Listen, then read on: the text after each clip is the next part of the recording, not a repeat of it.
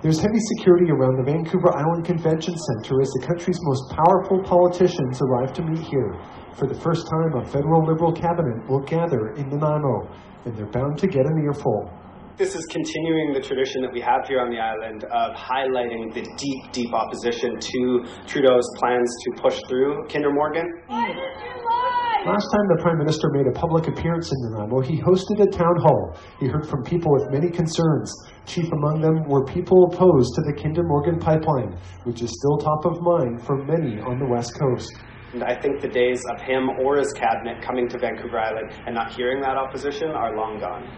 But the former federal Liberal candidate in Nanaimo, Lady Smith, doesn't deny there's political motivation for holding a cabinet meeting here. The Liberals would love to make inroads and win some seats on Vancouver Island in the next election. Yes, I do believe that the Liberals recognize the opportunity to get that exposure on the island, but I also recognize the other parties. It was a four-way race, and we were one of the very few in Canada that represented that type of a spread amongst the voters. But the region's NDP MLA says while she was given no heads up about the cabinet meeting, she doesn't feel threatened. This riding's never been Liberal, and it's flip-flopped between Conservative and New Democrat for decades. And I won by 6,500 votes.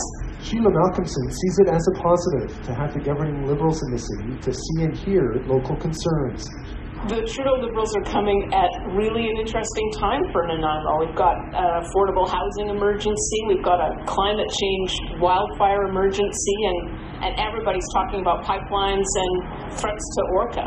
So I hope they really have their ears wide open. They're going to get a lot of good advice from people here in town.